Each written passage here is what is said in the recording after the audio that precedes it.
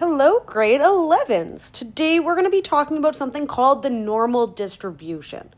Now, when we were talking about the various distribution types that exist, like left skewed and right skewed and bimodal, normal distribution was one of them.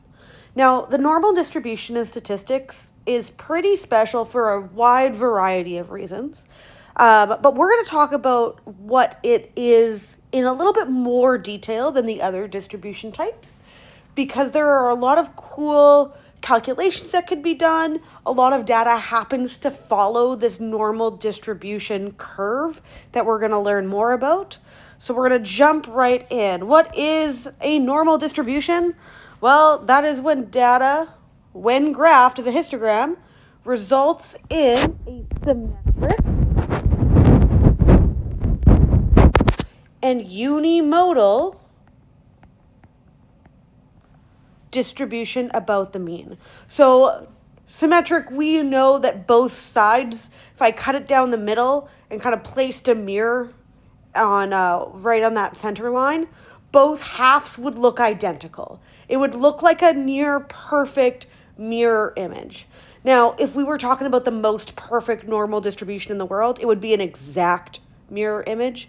But we know that when we take a look at real data in the real world, it could sometimes get close, but it's often not perfect, okay? So it's symmetric enough. It's unimodal. Unimodal means that there is one mode. So in our histogram, we'll notice one peak.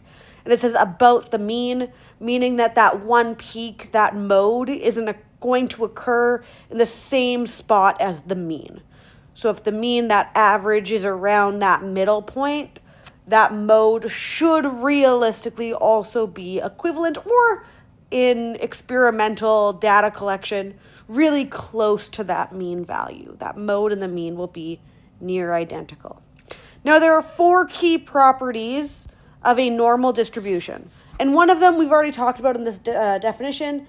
It's that the graph is symmetrical.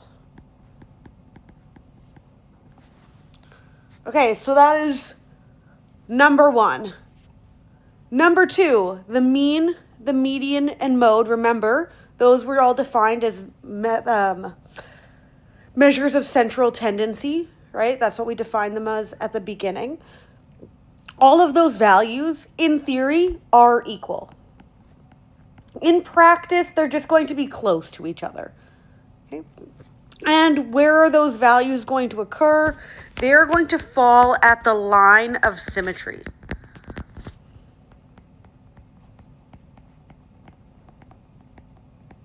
So in a perfect world, for a normal distribution, we're going to have that mean, the median, the mode. They're all going to be the same, and it's going to be at the exact center point of my normal distribution, at that line of symmetry itself.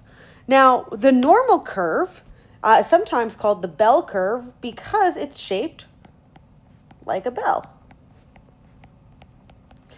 And if we're thinking about what a bell looks like, right, we might picture something that looks like this. Now, when we talk about a normal curve, we're talking about this portion of it, right? So when we take a look, there's one peak, right? It's unimodal. That peak is in the center. Both sides are pretty symmetric. Obviously, my drawing's not perfect, but it's close enough, pretty symmetric. That mean, that median, the mode would all fall at that line of symmetry right at the middle. But what I want to point out is that it's not just like an upside down U. It has these like tapering off pieces on the ends, right? So that's the key picture that I want you to see, is that it's shaped like a bell. It's not shaped like an upside down U. So it peaks in the middle, it slopes down towards the side, and approaches 0 at the extremes. Now, when we take a look at a normally distributed set of data, or a normal distribution, there's some cool things mathematically that happen. Thing number 1 is that about 68% of the data values fall within one standard deviation of the mean. So what that means is if I went and calculated my mean, my mode, my median, my standard deviation of the data, a couple things I would notice. thing number one that I would notice is the mean, median, and mode would be pretty equal to each other, if not exactly equal to each other. The next thing I would notice is that whatever that standard deviation is, if I take one jump, the size of a standard deviation lower than the mean, so let's say the mean is 10 and the standard deviation is 1. When I say within one standard deviation of the mean, I mean if the standard deviation is 1 and the mean's 10, I'm going down 1 to 9, and I'm going up 1 from the mean to 11. So between 9 and 11, between one standard deviation of the mean, I'm expecting 68% of the data values that I've collected to fall within that range. The other things that I'm seeing numerically is that I expect 95% of the data values to fall within 2 standard deviations of the mean. So again, keeping with that example I was just talking about, if my mean was 10, my standard deviation was 1. If I took 2 jumps to the left and 2 jumps to the right, the size of a standard deviation, so I went down to 8 and went up to 12, I'm expecting 95% of my data to be between 8 and 12. And then last but not least, I would expect 99.7% of data to fall within 3 standard deviations of the mean. So between the numbers 7 and 13, not all my data, because it does allow for some outliers, some data values that are a little bit further off, but it allows for majority of that data, like a vast majority. We're talking only 0.3% that doesn't fall within 3 standard deviations of that mean. Now keep in mind, my standard deviation is going to change every single time. So I made up the standard deviation of the number 1. Okay, but if I plug in my data and I get a standard deviation of 2.5, great. If I get a standard deviation of 7.3, 4, 2, 8, 9, great. It's just 1 jump to the left, 1 jump to the right, or 2 jumps to the left, 2 jumps to the right. But this pattern is found to be true for all data that's considered to be normally distributed. Now, when we draw this normal distribution curve, the one that looks like a bell shape, right, we tend to draw it like a histogram. So we could think about drawing all these rectangles that kind of make that overall shape. That's what we looked at the end of 5.3. But when we take a look at that, all of that data, 100% of that data would fall within that curve. Now, when we talk about the area of that curve, we can consider that as one single unit, considering it represents 100% of the data values.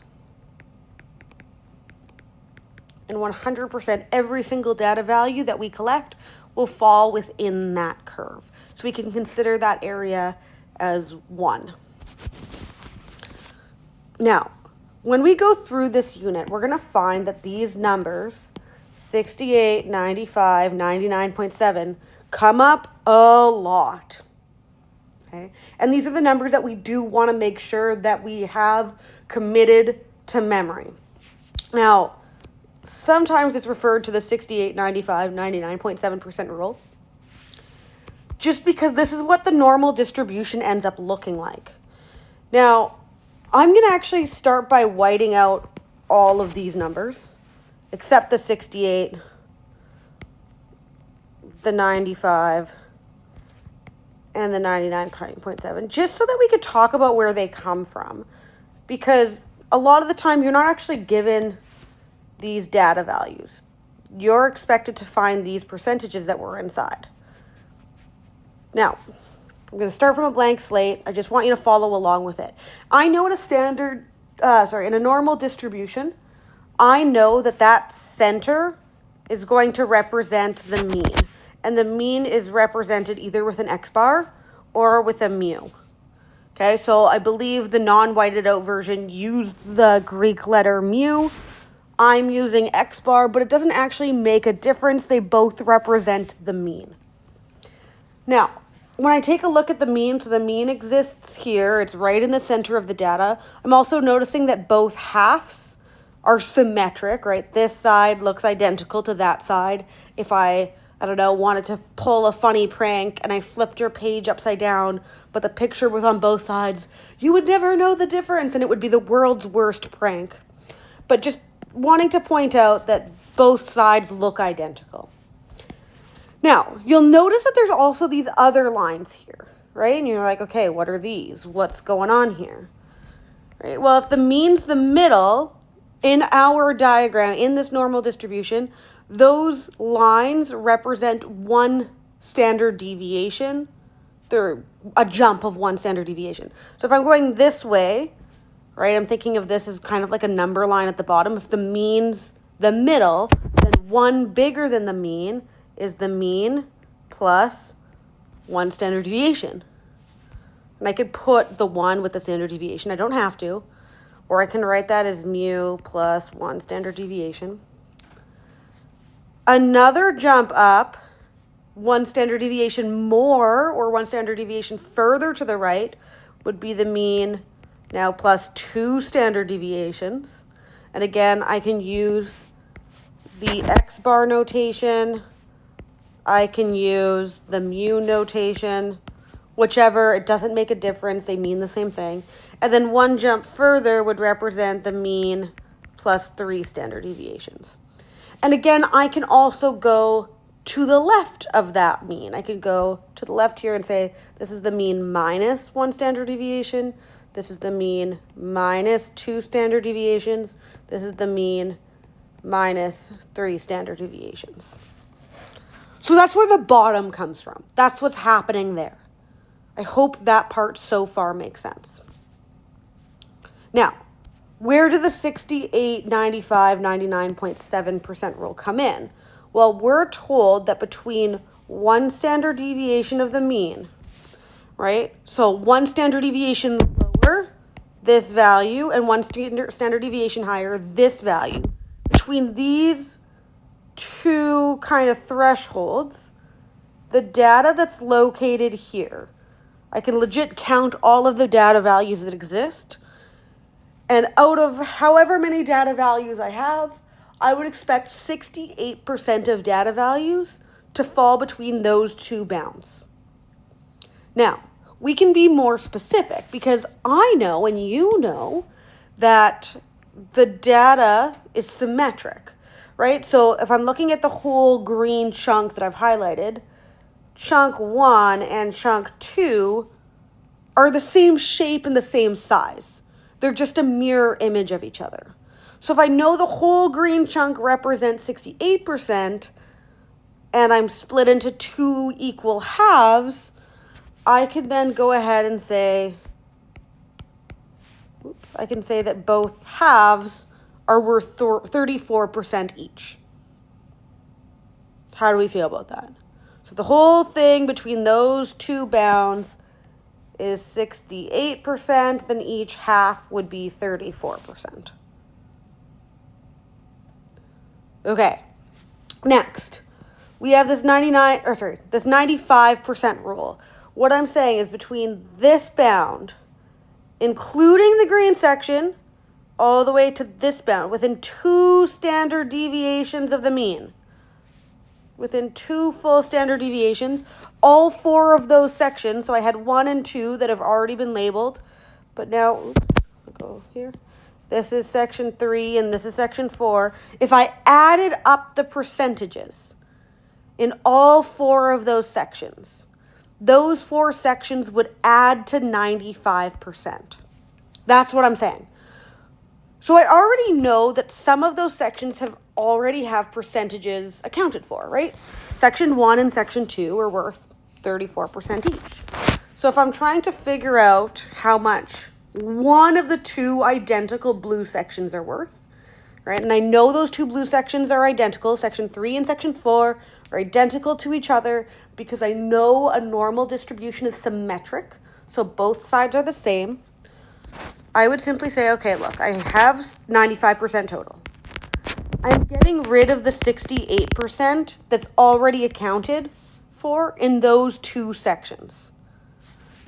Okay, what do I have left when I do 95 minus 68? Okay, I'm left with 27%. So I know the two blue sections together give me 27%. But what happens if I just want to look at a blue section on its own? Well, the two blue sections are identical. So if I take 27% and I split it into two, I divide it into two, I find out that each of those two sections, section 3 and section 4, will be worth a total of 13.5% each. And that's what I notice with those numbers. So where do the 13.5% come from? Well, I already know section 1 and 2 is 34%. I know that between two standard deviations of the mean, so 2 jumps to the left and 2 jumps to the right, my grand total is 95%. And I know those two additional sections, section 3 and section 4, are identical and symmetric. I can do the math to get there. Okay, and we're going to do the exact same thing. I'm going to make this a little bit smaller here. And again, you can write this down if you wish. I just really want you to follow along and make sure that you understand where these numbers come from. Because the last thing I want you to do, I don't know why this isn't shrinking, is to memorize it but not understand it. I really want you to understand it because I want you to know where things come from. Okay, the last number. I should say the second last number because technically there's more than 99.7%. Okay, this last number, we'll say for now, that's saying within 3 standard deviations of the mean. So I'm talking about all of these sections. Right? So I have all 4 of those sections equivalent or adding up to 99.7%. Now, I want to know just the pink sections, which I'll call section 5 and section 6. Okay? Just so that you know what I'm talking about here. Now, of these sections, I already have these 4 accounted for. And I know total those 4 numbers add to 95%.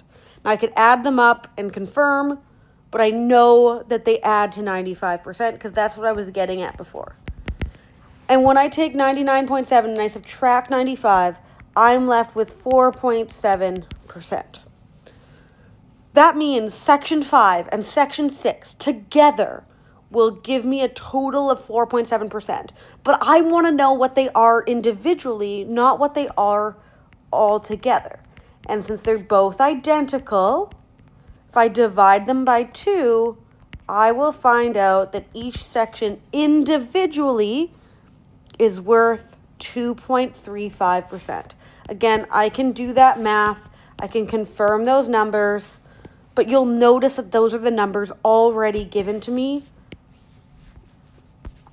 in that chart, in the diagram, in the figure, whatever you want to call it. But that's where that number comes from. Now, there's 2 numbers that actually aren't left in here, and it's kind of these 2 sections, right? This section here and this section here. Now, there's not another line here, and these can taper off for a while. It doesn't necessarily have to go straight to nothing. I can have a data value kind of over here if I had a histogram and be like, okay, it's still pretty symmetric. There's this one off over there. It's not going to ruin my day. But we can also figure out what these 2 sections here are. I'm going to call them section 7 and section 8. Now, these ones are not labeled on your diagram, and it would be very worth it to fill these in. Now, the last thing I told you about the 4 properties of a normal distribution is that the curve represents 100% of the data values. And 99.7 falls within 3 standard deviations, which means those outskirt areas represent the remaining percentage to make up to 100. So if I say the whole entire curve is 100%, I take out all of the sections 1 through 6, because I just want to find out what 7 and 8 are. I end up with 0.3, oops, that was an ugly 3%. Now, just like before, that 0.3% represents both of those sections, section 7 and section 8. But because I know a normal distribution is symmetric, I know that both section 7 and section 8 will represent an equal half of that total. So if I take 0.3% and I divide it by 2, I find out that both sides are worth 0.15%. Okay, and I would like you to add this to your diagram here, but this section is worth 0.15%, and this section here is also worth 0.15%. Now you might be thinking, like, great, you spent quite a lot of time describing that to me, but if it's going to come in the image, why do I even care? That's a solid question, and the answer is that it doesn't always come in the image. So, for example, we start looking at problems, and in that example, we're given a curve because perhaps whoever is giving this to us wants us to have this nicely drawn diagram that we could fill out if we wish to use it, but it's not mandatory for us to use it. But when we read that example, we're taking a look and we're like, okay, look, we've got 800 female athletes. They're all measured. And their heights were found to be normally distributed. And when I now think about normally distributed, I'm immediately thinking of this bell curve. Okay? And when I'm thinking of this bell curve, what I want to be thinking of is that I know the means in the middle, and all of these jumps represent one additional standard deviation to the right and one fewer standard deviations to the left, right? And I can figure out what those values are, but I'm hopefully picturing this. And as I continue reading, I'm thinking to myself, oh, their average height, their mean height is 65 inches. So instead of putting just X bar at the bottom, I'm going to put 65. Maybe I'll put 65 inches, have my units there. And I have my standard deviation of 3. And that helps me a lot because I now know the size of these jumps. So instead of putting standard deviation, I'm going to put 3. And I can fill out the bottom here. I could be like, okay, 65 inches plus 3 gives me 68 inches. 68 inches plus 3 gives me 71 inches. 71 inches plus 3 gives me 74 inches. And then I can work my way backwards as well to get 62 inches, subtract 3 again, get 59 inches, subtract 3 again, get 56 inches. So just taking a look at how this normal distribution works, I know the mean goes smack dab in the middle. Those solid lines represent jumps of one standard deviation, and I can kind of label the bottom. Now, when we take a look at this, it says to label the distribution below, and we have. But if I'm taking a look at the questions, I want to point out a couple of things. The first question after the labeling thing says determine the percent of female athletes. I don't have any percentages here. If only I knew some sort of rule, like a 68, 95, 99.7% rule that could help me figure out these percentage values so that I could then calculate the percentage of athletes that fall between this 59 and this 71%. Now you might look at this and be like, oh, I know that already. I've got the answer. But it's particularly helpful when we're just either talking about a small section or like random sections that we're taking a look at, right? I don't know how much percent off the top of my head falls between 68 and 74 inches. It would be helpful to have those values listed. Now, remember that 68% falls within one standard deviation, so I'm going to write plus or minus one standard deviation. 95% falls within 2 standard deviations, 99.7% falls within 3 standard deviations. I'd like you to pause the video. I'd like you to fill in every single percentage, but I'd like you to do it without looking back. Right? We just talked about how to get those numbers. I'd like you to see if you can just use these ones here, because 3 numbers are a lot easier to memorize than these 3 plus the additional 4 to give you 7 numbers. But I'd like you to see if you can use your math brains to figure out what those percentages are. Go. Okay, hopefully you did that. And when you did that, hopefully you figured out all of those percentages. And you might have looked back on your previous sheet and you might have confirmed that you were on the right track. And that would be a good thing to do because we're all still learning. But I've got this. And the reason why that's helpful, again, is that I can use these percentages to help answer my questions. Now, the reason that I can use these percentages is because these values fall exactly at one of those thresholds, right? And I'm taking a look at the first question. I'm looking for percentage of female athletes that fall between those 2 values. And I'm looking at it, and I could simply add up those 4 regions. And when I add up those 4 regions, I get an answer of 95%. And you'll notice that those 4 regions happen to be 2% of the entire, not 2%, 2 standard deviations to the left and to the right of the mean. So maybe you had that 95 straight from the beginning, which is great. Now, please make sure you have a percentage as your final units, because 95 athletes is very different than 95% of the athletes.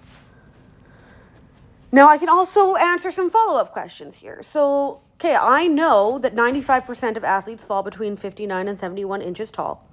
But how many of them, legitimately, like if I counted the amount of people that I've measured, how many would I expect to be between 59 and 71 inches tall? Well, 95% of whatever that total is. And when I do that, I'm noticing I measured 800 female athletes. So I want to find 95% of the total 800. So I want to find 95% of 800. Now, when I do that, keep in mind that percentages always have to be used in math as decimals if I'm doing any operations with them. So I'll have 0.95, and I'm dividing 95 by 100 to get there. Now, likely a lot of you might have just figured out that 95% is 0.95 in your head. Great. One of the things that I find is when we get to like the 0.15% and I want to convert it to decimals, that's where people kind of go wrong, because they're like, oh, it's already to the left of the decimal place, to the right of the decimal place. Why would I have to change it? And they forget that process. So if you want to confirm with a calculator, just to make sure that you're not making any mistakes, that's cool. Of in math implies to multiply. So I have 0.95 times 800, and I get a final answer of 760 athletes.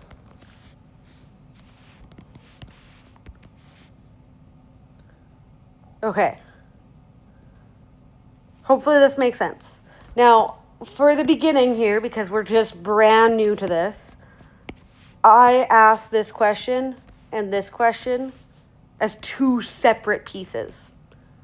That is not something that down the road I would have to do, because you do technically need information for part A to solve for part B, but it's just a practice of combining those values together. I'd always have to find the percentage first and use the percentage to help me find the total. So down the road, you might get a question that just straight up starts with how many of the female athletes are between 59 and 71 inches tall. You do not have to preemptively be asked this separately, but you still need to do it, because you wouldn't be able to get that 95% without reading the percentages off the normal distribution curve. Okay, the next one, I'm going to do the next one with you, and then the one after that, I'm going to get you to try it on your own. So the next question here, it says, what percentage of female athletes are taller than 68 inches? When I take a look, this is the 68 inches threshold, and I'm looking at all the values bigger than it. Right, I'm adding up those percentages. So I'm adding up 13.5 and 2.35 and 0.15%. All three of those percentages. And when I add them up, I get 16%. Once I've labeled that normal distribution curve, everything else is just combining with that knowledge.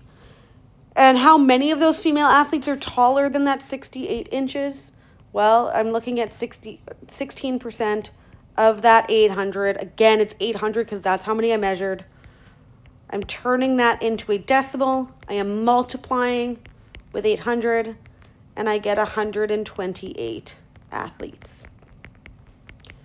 One extra thing that I want to talk about is that if you were to ever get a decimal as your answer, so say, for example, instead of 800 athletes, it was 80 athletes, and I did 16% of 80 athletes, I get 12.8 athletes, okay? We know that you can't have a decimal of an athlete. That's not a possibility to have, especially if I'm saying like a part of someone is taller than 68 inches. That's kind of an absurd thing to state.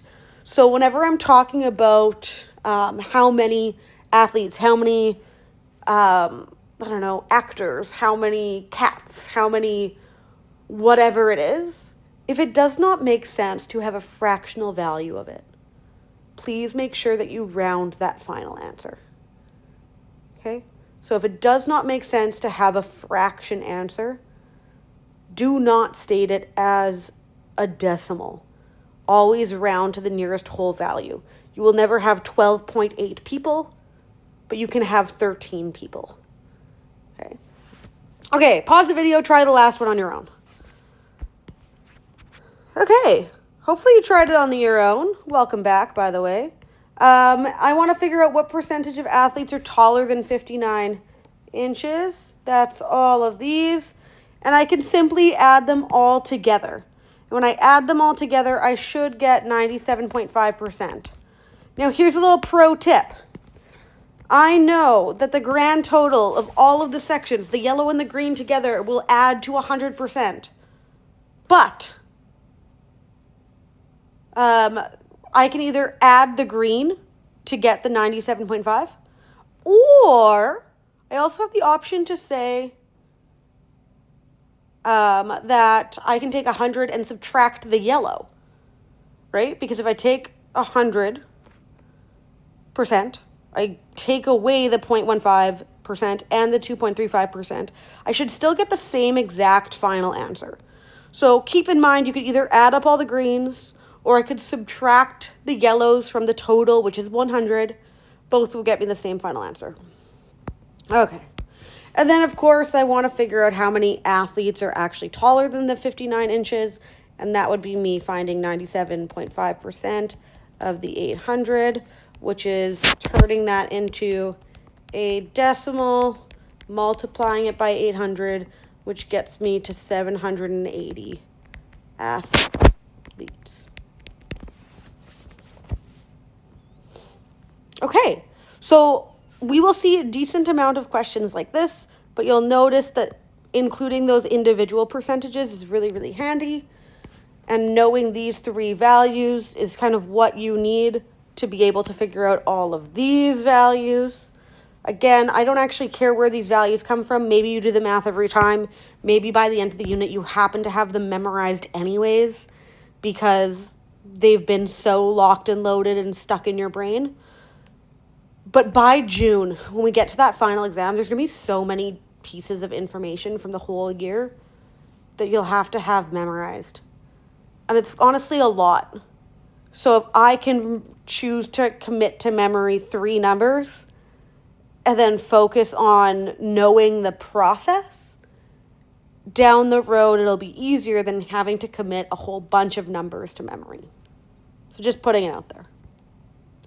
Okay. For the next example, we're going to take a look. We have 3 athletes. They've all tested their reaction times. How did they do that? They hit a button when a green light went off. Each athlete completed their test 500 times, and each time was recorded in milliseconds. So all of these data values that I'm seeing here are in milliseconds. Okay. All three sets of results were found to be normally distributed. Okay, that explains why I have all these curves here. In a strange accident, some of the data was lost. I want to look at the information below to help determine the average reaction time and the standard deviation for each athlete. Okay, cool. We can definitely do this. Now, let's take a look at Jillian first. Jillian, I know her data is normally distributed. It's beautiful. It's on my sheet here. And I know 2 of the data values. I'm missing a whole bunch of other ones. But what I really want to know is what this middle guy is and what the size of one of these jumps is.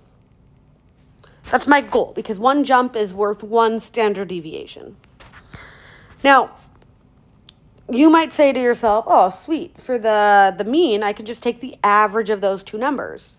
That works for this question because these 2 numbers are equidistant apart from the mean. So by taking the average, I would, in fact, get the middle. But that strategy is not going to work for a question like the one we have next. So I want to talk about a strategy that works every single time. And the strategy is that when we're given 2 data values, and we know how far apart they are, right? We have the image, we can see that to get from 186 to 222, I have to go up 1 standard deviation from 186 to get to the mean, and up another standard deviation to get from the mean to 222. I can actually do the math to find the standard deviation first, and then use the standard deviation to find the mean. Here's what it looks like. Okay, first, acknowledge how many jumps my data values given are from each other. So I have 2 jumps, which means I'm taking 2 additional standard deviations to get from my lowest number of 186 to my highest number of 222. And I could turn that into an equation. So here I go, I have 186. And if I add 2 standard deviations, I will end up getting to 222. Cool.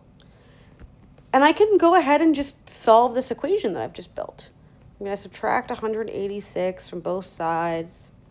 And when I do that, I get 2 standard deviations is equal to 36. And I want to know the value of 1 standard deviation, so I'm going to divide both sides by 2. And I find out that the standard deviation is 18. Lovely.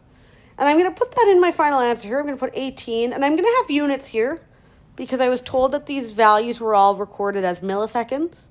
So I'm going to put milliseconds as my units. And that's super awesome. It's super awesome for a couple of reasons. Reason number 1 is I now know, instead of saying a jump of 1 standard deviation, which is a little bit vague, I now know it's a jump of 18.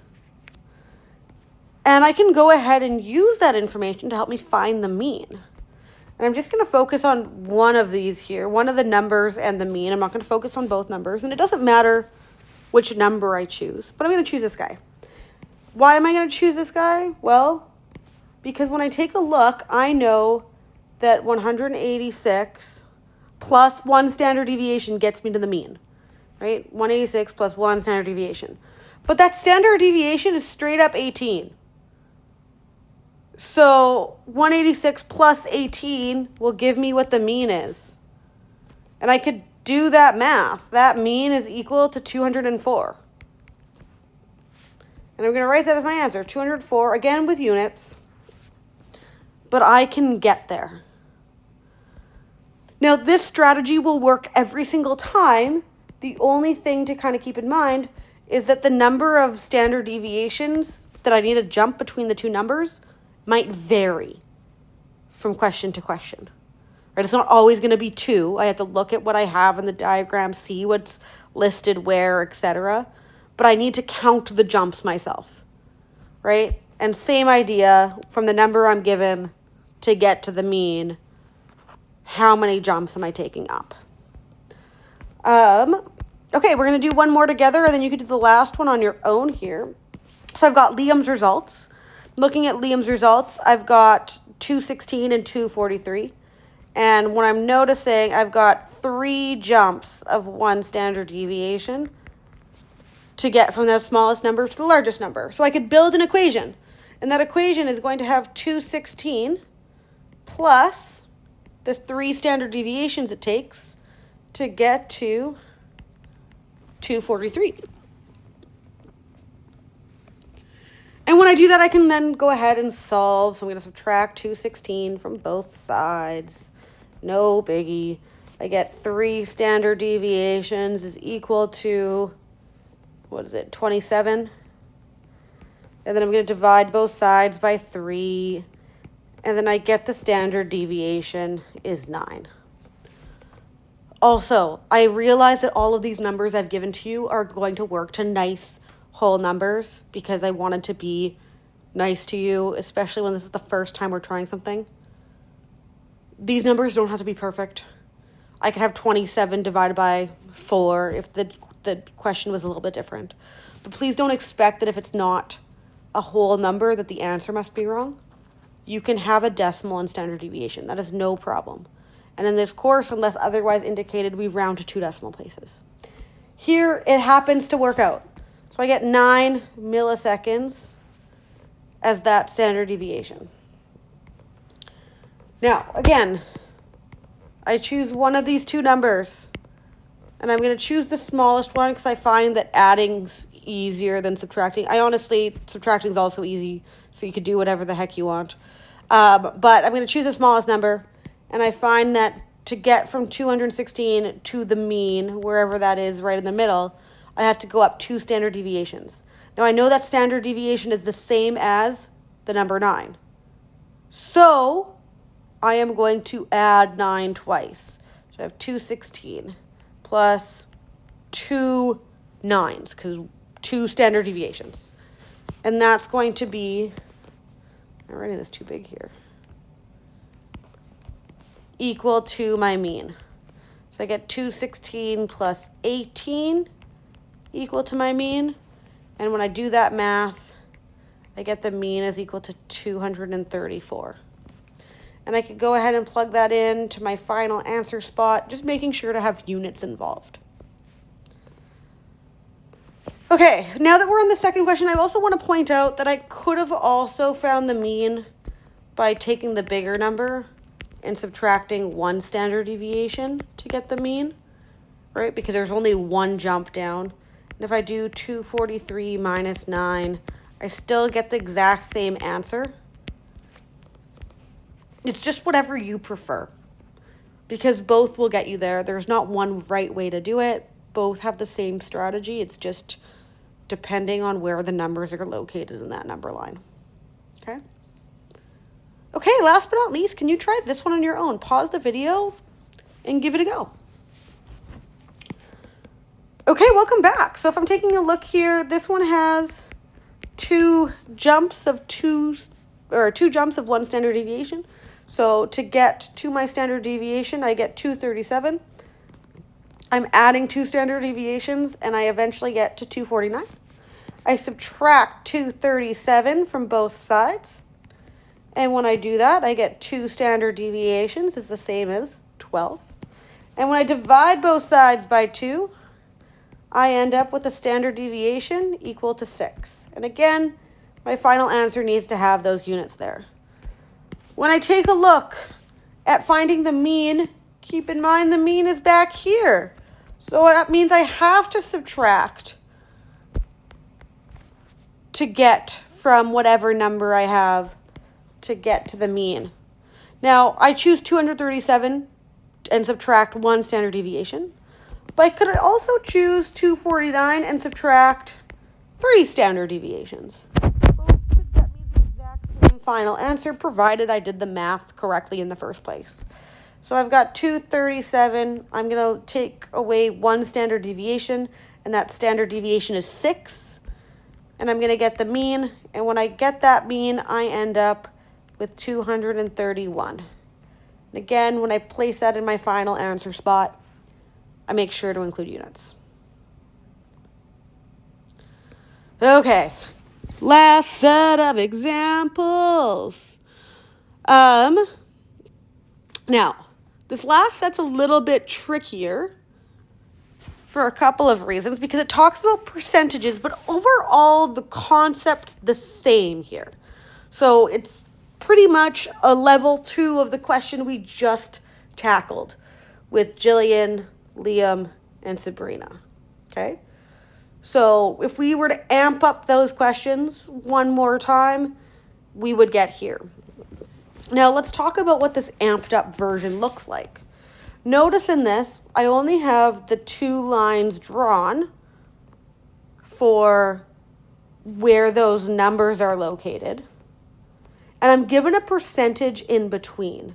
And that's where it's really, really important that we could understand our percentages from before. And again, this is the same diagram from the beginning. And remember that diagram did not have those 2 edge percentages in there. So I'm going to add those in now. But let's talk about it. So in this situation, I know that 15.25 and 15.75 are 68% apart. I want to take a look at what possible percentages I can add up to find an equivalent of 68%.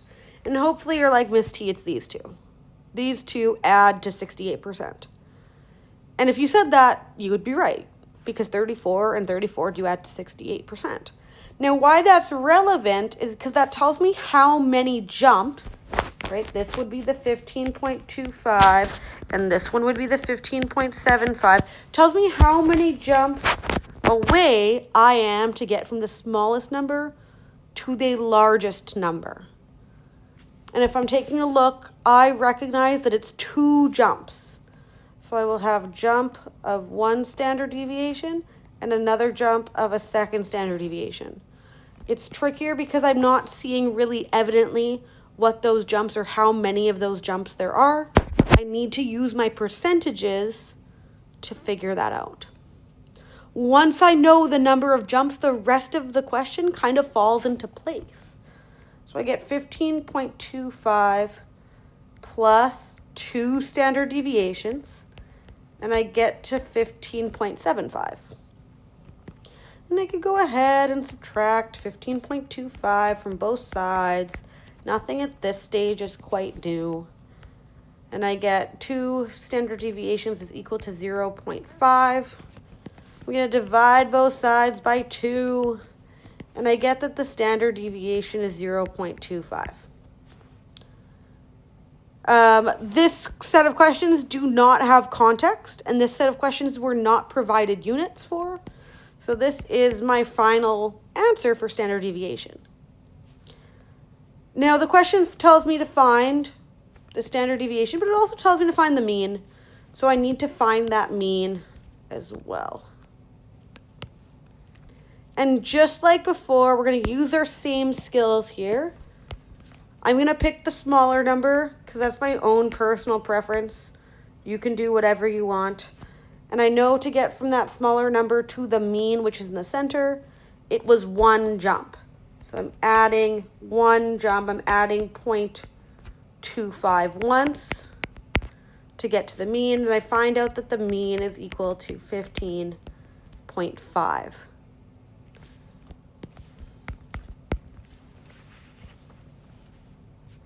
Okay, so it's a level up because I'm not super clear what those jumps are or how many jumps there are, but I have to use my knowledge of those percentage values to figure that out. Okay, there are 2 other questions left. I would like you to do your best and figure out or try those next 2 questions on your own. Pause the video and then come back once you've given it a go. Okay, welcome back. So the next one here, I'm taking a look. And I'm seeing 47.5%. And I can use some visual clues to kind of help me here. One of the things that I'm noticing is that this looks like the center line. And then I'm going up from there. Why does it look like the center line? Because it's right smack dab in the middle, right? So I can use where those numbers are located in my curve to kind of give me a hint. And I want to add up to 47.5%. So I'm using that center line and I'm adding, and I'm noticing that 34 and 13.5% add up to the percentage I'm interested in. Those are 2 jumps apart. So I can also see that these are going to be 2 jumps apart. And I could build my equation here. So I have 15. I have 2 standard deviations that need to be added to get me to 21.8. And I can do that math, minus 15 from both sides. 2 standard deviations is equal to 6.8. When I divide both sides by 2, I get that the standard deviation is 3.4. Again, keeping in mind that I don't have a context, I don't have units, here's my answer. Now I also have to find out what the mean is. But quite honestly, I've recognized that this was the center and 15 was already there. So I don't actually have to take any jumps to get to the mean. I just know that the mean in this particular question is straight up 15.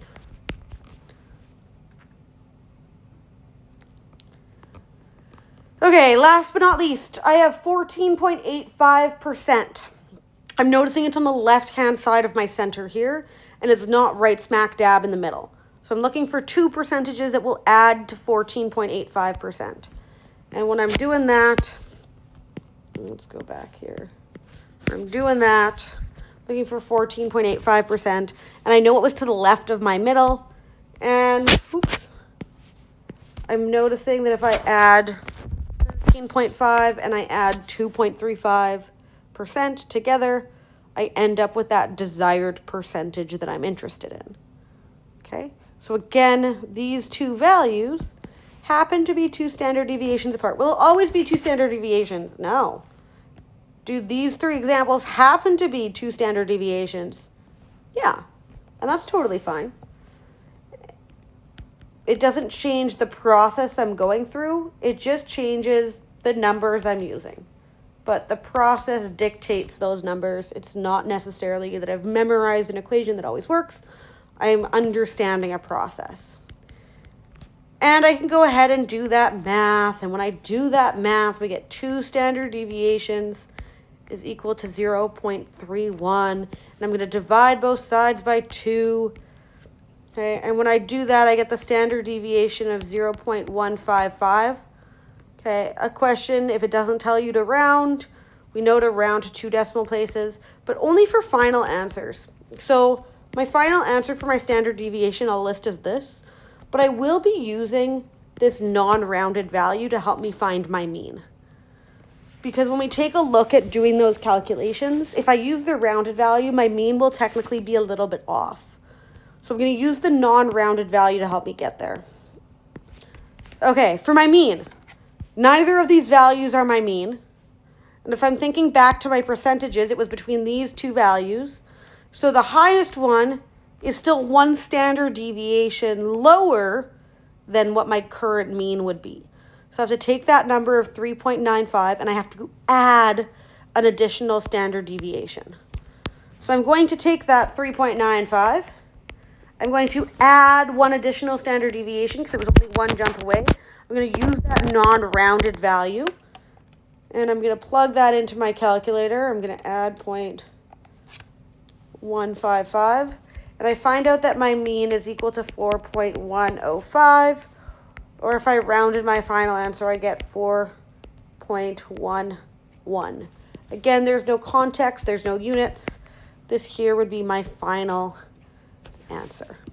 Okay, so today we learned lots about normal distribution. We learned its properties. We learned about how those percentages work in my symmetric distribution, how I could find those percentages on my own by remembering 3 numbers instead of remembering all of the numbers. and just talking about how I can use the consistent jump of one standard deviation to help me figure out information when data's missing. We did a lot of good things. So there's some practice that follows. Please go ahead and tackle that. But otherwise, that is all for now, and I hope you have a really good rest of your day. Bye.